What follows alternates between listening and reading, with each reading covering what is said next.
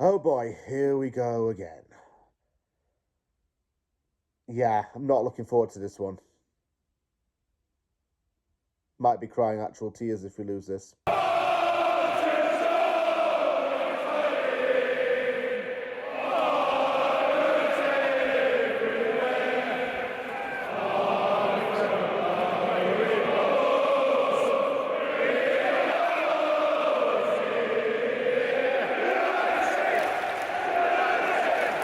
Because we couldn't beat Wolves, and I didn't watch that game on purpose because I knew that it was going to be torture if we lost, we now have to do it against Forest on Tuesday night. And this has massive implications.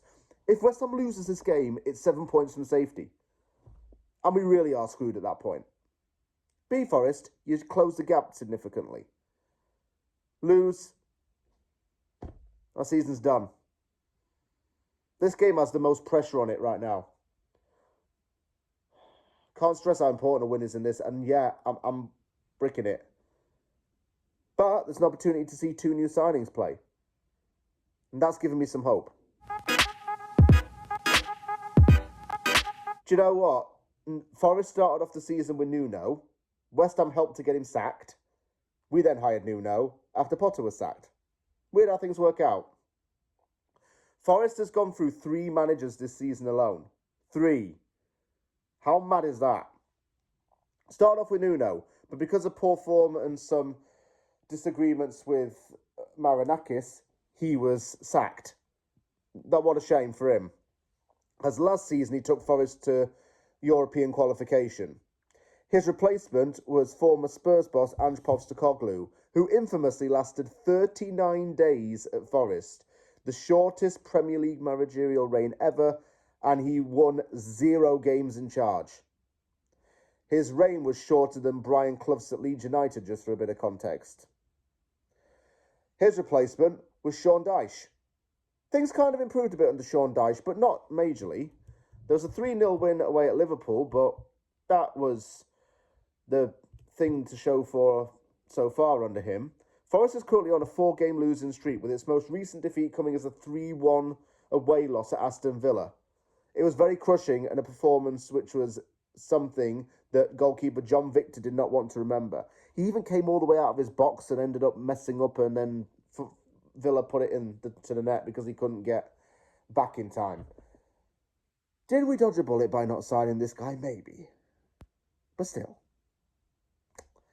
And the thing is, in the summer, Forest actually did spend quite a bit of cash as well. They wanted to be able to compete in European football and balance the Premier League to have that extra depth. As was the case with Nuno teams, he liked to sign a lot of Portuguese speakers, and he did that. Notably, Igor Jesus and John Victor, signing from Botafogo. Dan Ndoye signed from Bologna. Amari Hutchinson signed from Ipswich Town. James McAtee came in from Man City. Arno Calumwendo joined from Rennes for £26 million, and he's now set to leave Forest, by the way. And Nicolo Savona joined from Juventus, just to name a few.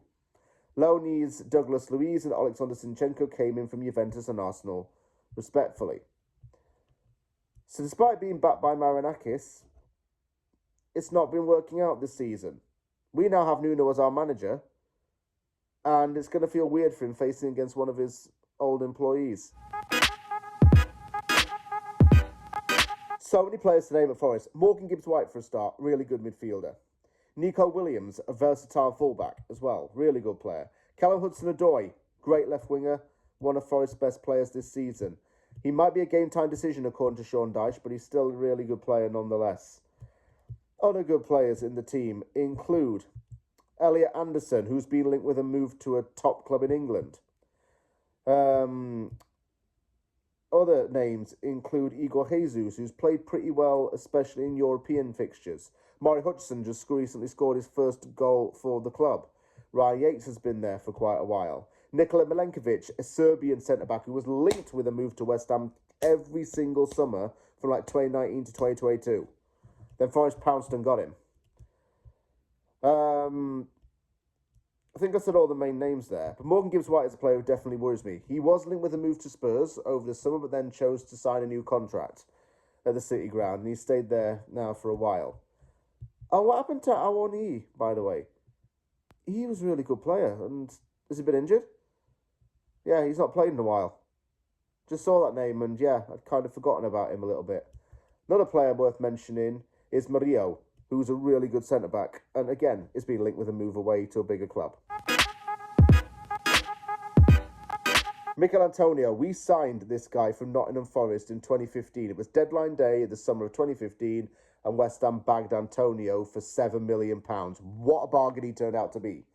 Can we go back to the days where West Ham did transfer business like this and just signed players cheap like this? Because it had really good return value. Antonio became an ever-present member of the team, kept loads of big names and big money strikers out of our squad and out of the starting lineup, became West Ham's all-time top goal scorer in the Premier League, and it's just so unfortunate how his career ended with a car accident and everything that happened there. Maybe I don't know. That's just a really sad way for things to go and for him to bow out like that. But he was the striker of my generation, one of my favourite West Ham players of all time. I would miss a character like him in the dressing room, to be honest. I don't want to say what the result's going to be, actually. Please just West Ham win in any way, shape or form. And don't ruin my Tuesday. Yeah, don't know whether I'm looking forward to this or not. I'm just so nervous.